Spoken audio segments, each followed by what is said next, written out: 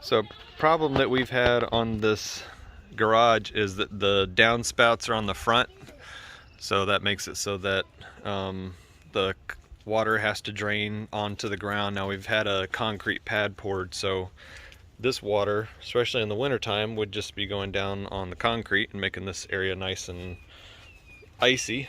When this was just dirt, this made it nice and muddy over here. So you can see the downspouts both come on the front of the garage. They come from the side, from the gutter.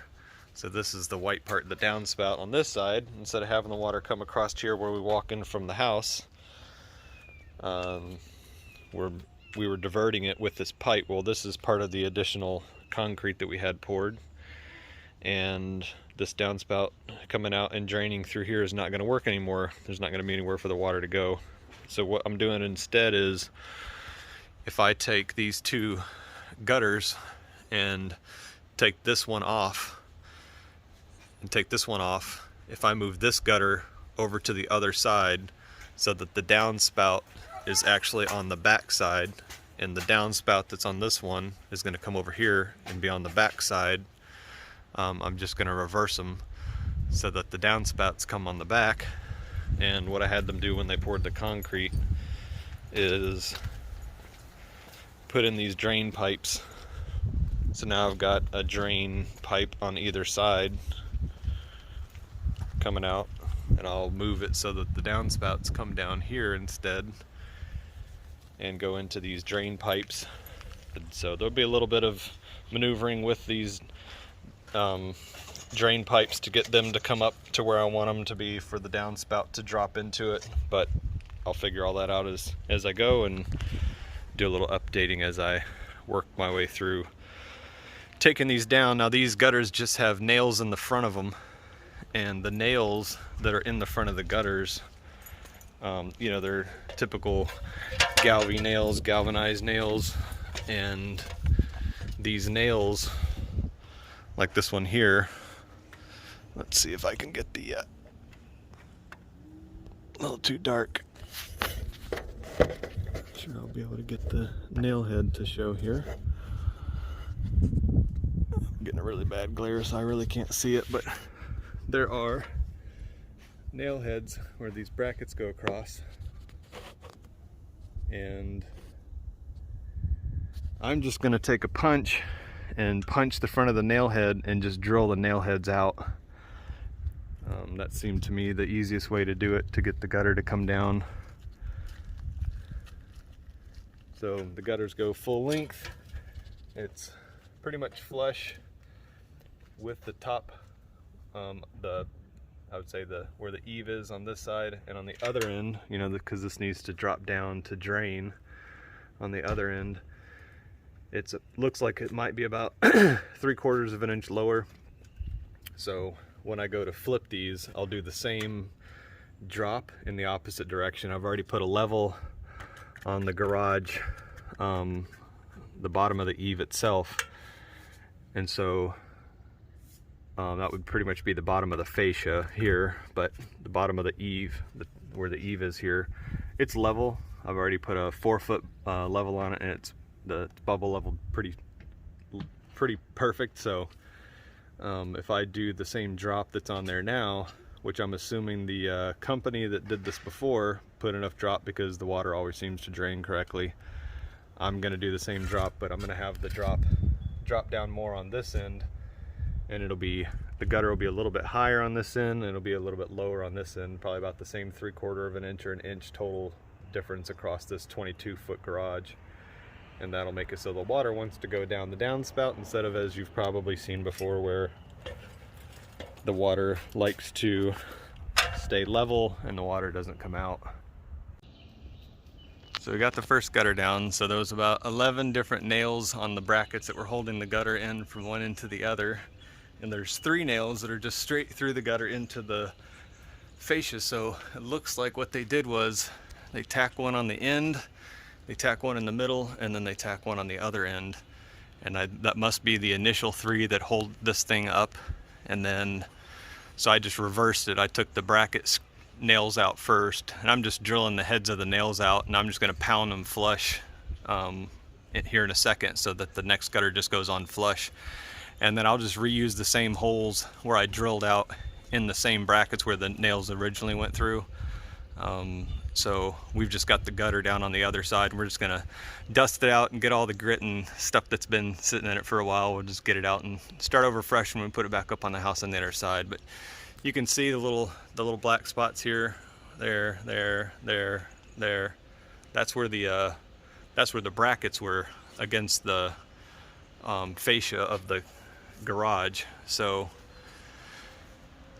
now that I've got it drilled out and we've taken this one down, we can go to the other side and take the other one out.